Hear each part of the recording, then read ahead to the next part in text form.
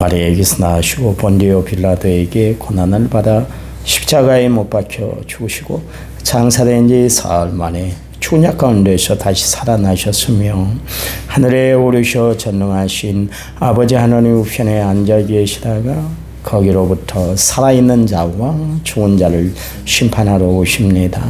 나는 성령을 믿으며 거룩한 공교회와 성도의 교제와 죄를 용서받는 것과 몸의 부활과 영생을 믿습니다.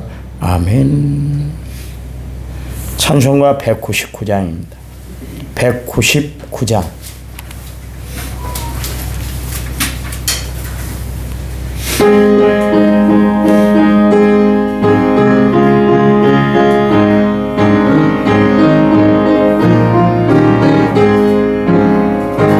나의 사랑하는 죄 비록 헤어졌으나 어머니의 무릎 위에 앉아서 재미있게 듣던 말 그때 일을 지금도 내가 잊지 않고 기억합니다.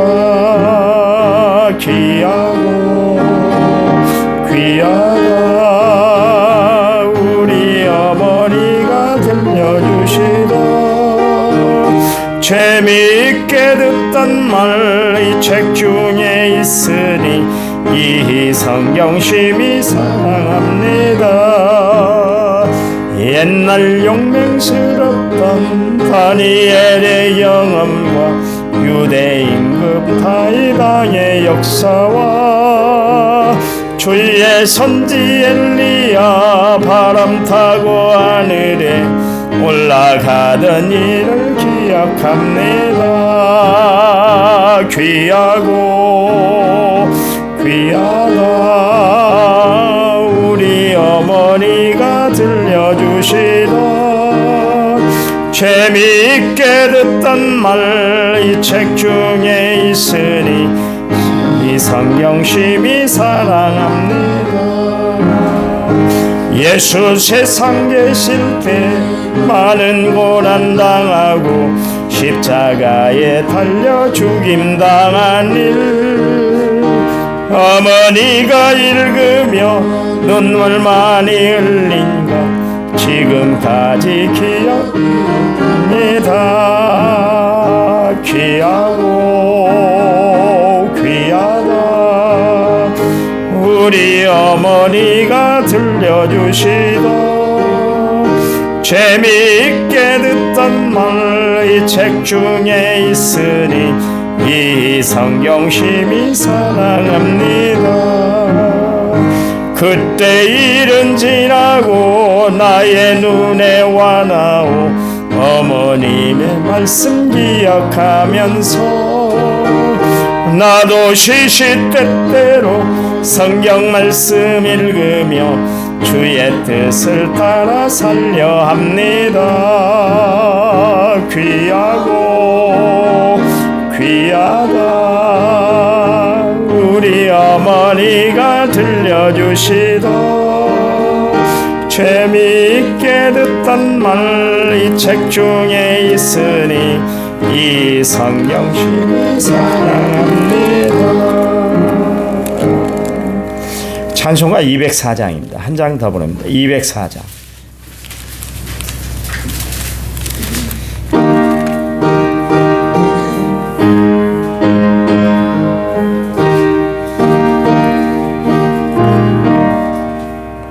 주의 말씀 듣고 준행하는 자는 반석 위에 터 닦고 집을 지은다. 비가 오고 물 나며 바람 부딪혀도 반석 위에 세운 지 무너지지 않네. 잘 짓고 잘 지세 우리 집 잘 지세 만세 반석 위에다 우리 집 설리세. 주의 말씀 듣고도 행치 않는 자는 모래 위에 터 깎고 집을 지은 같아.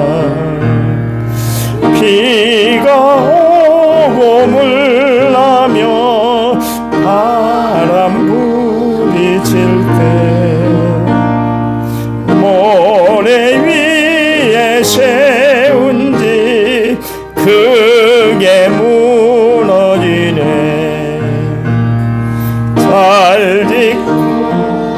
잘 지세 우리 집 잘 지세.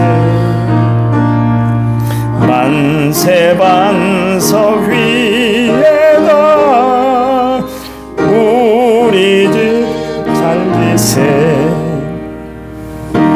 상 모든 사람들 집을 지은 자니 반석 위가 아니면 모래 위에 든네. 우리 구주 오셔서 지은 상을 열 때 세운 공로 따라서 영영 상벌 주리. 잘 짓고 잘 지세 우리 집 설리세. 반석 위에다 우리 집 잘 지세. 아멘. 성경 말씀입니다. 베드로전서 3장 16절 한 절입니다. 베드로전서 3장 16절 우리 같이 읽을까요? 선한 양심을 가지라. 이는 그리스도 안에 있는 너희의 생명을 욕하는 자들로 그 비방하는 일에 부끄러움을 당하게 하려 함이라. 아멘. 1차 문제 6477번째 물을 1천 번째를 제가 드렸습니다. 봄이 오기가 참 쉽지 않네요. 비바람 치고 눈보라 치는데 어제 고창에 이제 교육자 모임이 있어서 갔는데 눈이 오더라고요. 눈이 와요. 여기는 비가 왔잖아요. 그래서 목사님한테 물어봤어요. 목사님 고창이 지대가 높아요? 그랬더니 아니요, 지대 높지 않은데요. 눈이 그렇게도 좀 많이 안 오는 편인데 그러네요. 그러더라고요. 고통과 그 시련을 통해서 봄이 오는 것처럼 우리의 신앙의 회복도 고난과 시련 또 아픔 그것을 이겨낼 때 봄이 우리에게 찾아오는 것이에요. 신앙이란 건 그냥 회복되는 거 아닙니다. 가만히 앉아있으면 저절로 오는 것이 아니에요. 우리가 봄을 맞기 위해서 겨울을 견뎌내고 이겨내야 하는 것처럼 마찬가지로 신앙생활도 그런 것이죠. 기독교가 태동될 때 보세요. 초대교회 얼마나 시련과 환난과 핍박이 많았습니까? 초기에 우리 기독교가 나라에 들어올 때 어서 오세요. 좋아요. 우리 서양 문화 다 받아들이겠습니다. 그랬나요? 아니잖아요. 예수 믿는 사람들 신문물을 받아들이지 않고 배척하고 얼마나 난리가 많았습니까? 그런 속에서 기독교가 태동이 됐고 그래서 오늘날 기독교가 한국 이 사회에서 번창을 하고 있는 것을 보게 돼요. 박해와 시련을 통해서 신앙이 그렇게 성장한다는 것이죠. 여러분 신앙생활하다 힘들고 어려운 일이 있잖아요. 그냥 하나님이 주시는 고난 시련이 아니라 나를 연단하시기 위한 하나님의 도구인 줄 아시기 바랍니다. 욥이 그 엄청난 어려운 재난을 다 겪게 됐는데 그때 욥이 한 이야기가 뭐냐면 하나님이 나를 단련하신 후에는 순금같이 나오게 하기 위해서 하나님이 이렇게 고난을 주셨어요. 신앙이 얼마나 아름다워요. 그 신앙이 여러분의 신앙이 되시기 바랍니다. 힘들다고 좌절하고 어렵다고 포기하고 복잡하다고 손놔버리는 그런 신앙이 아니라 끝까지 우리는 하나님 붙들고 믿음 안에 살아가는 성도들이 되어야 할 줄 믿습니다. 사람은 항상 살아갈 때 내 입장에서만 생각을 하고 내 입장에서만 보고 내 입장에서만 듣는 그런 경향이 있어요. 어제 우연히 이제 채널을 돌리다가 홈쇼핑을 보게 됐는데 어떤 제품을 파는데 한 세트가 뭐 얼마라고 그렇게 이야기합니다. 말을 하는데 그것을 자세히 듣고 좀 헤아려야 내가 실수가 없는데 내가 가끔 가다가 그런 실수를 많이 해요. 그냥 앞질러서 생각을 하고 앞질러서 판단을 하는 그런 때가 참 많은데요. 2세트를 사면은 만 원, 그러니까 10,000원만 더 내면 2세트를 사는 것으로 생각을 했어요.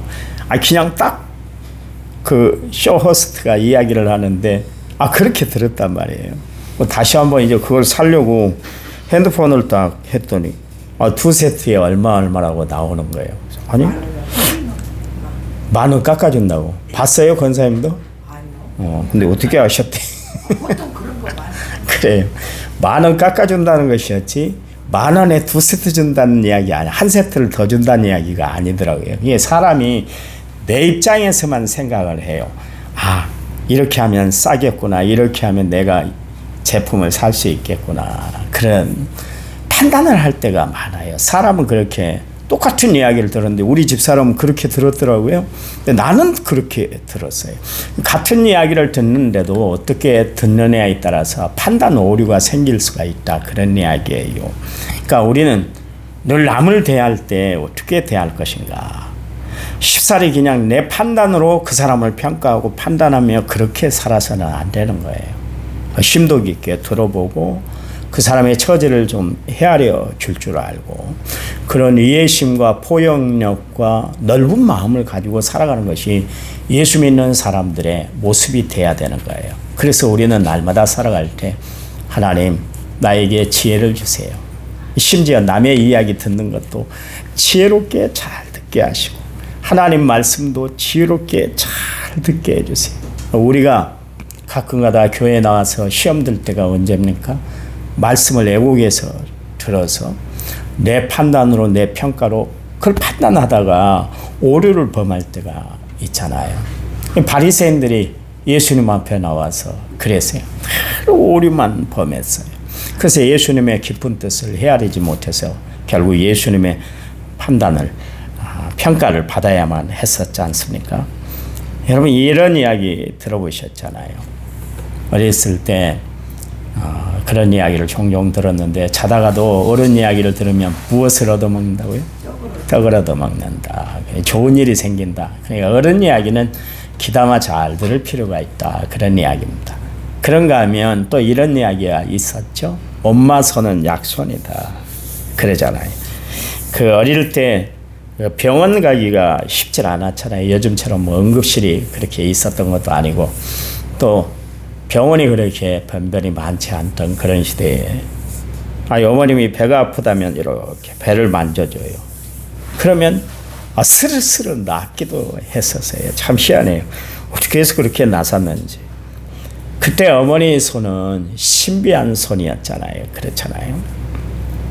그런데 어머니의 손, 최고의 손은 뭐냐면 기도하는 손이에요. 어머니의 기도.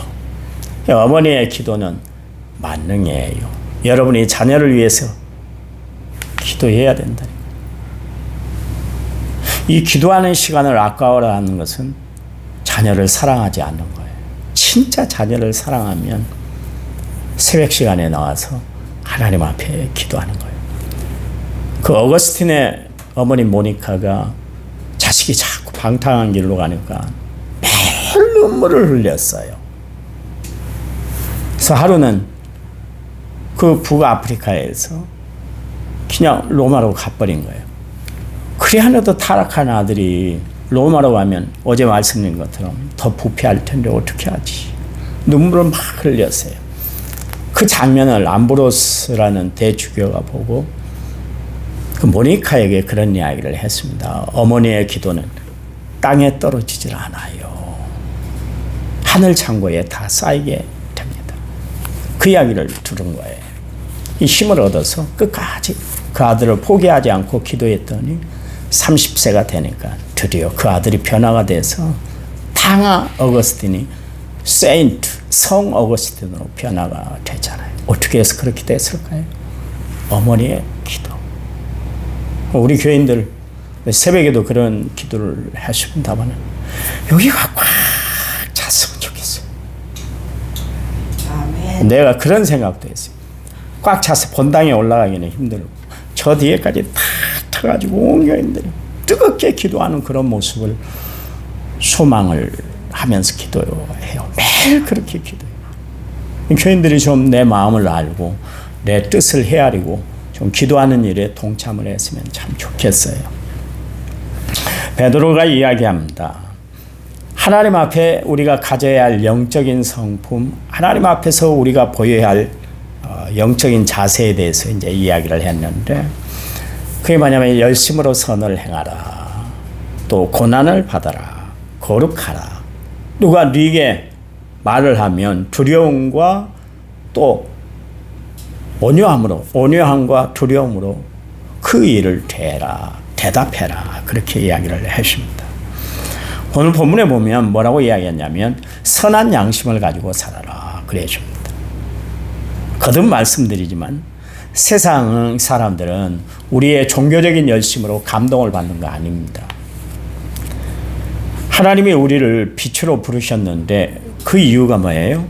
너희의 착한 행실을 보고 하나님께 영광 돌리기 위해서다. 그렇게 이야기를 하고 있습니다. 그러니까 우리가 빛으로 살아야 할 이유는 뭐냐면 하나님 영광 드러내는 거예요.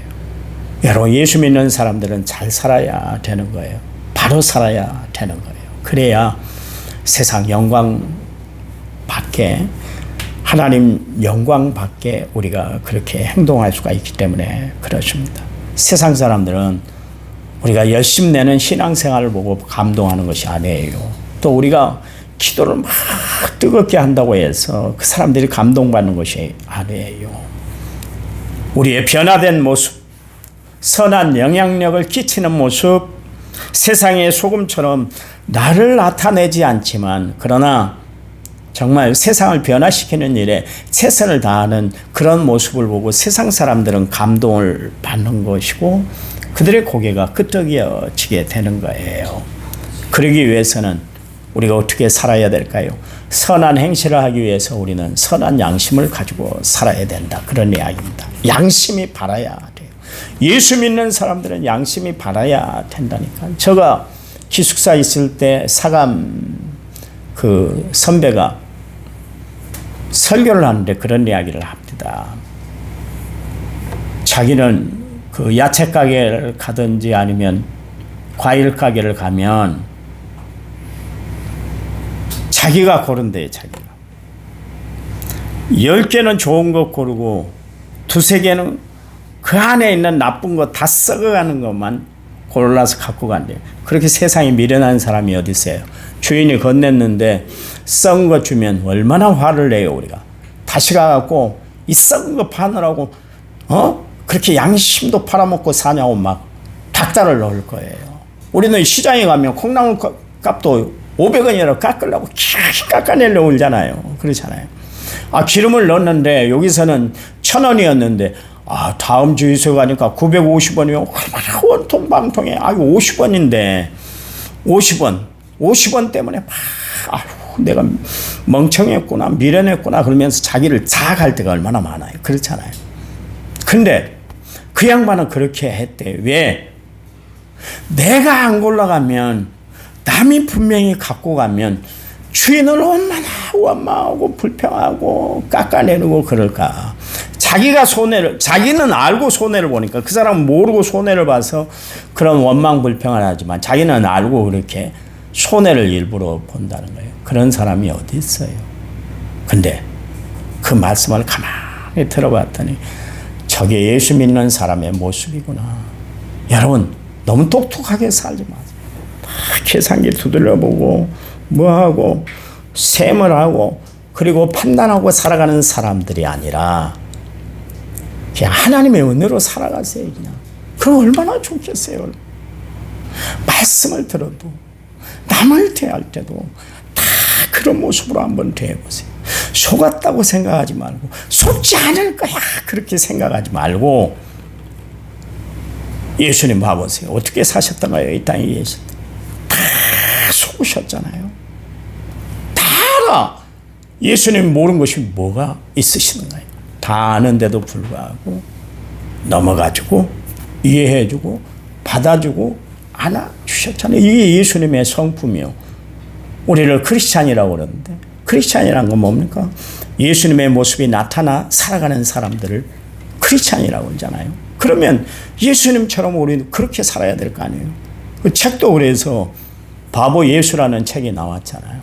예수님이 이 땅에 계실 때 정말 바보처럼 사셨어요. 그래, 여러분 살아갈 때 정말 우리는 그렇게 살아야 될 줄 믿습니다.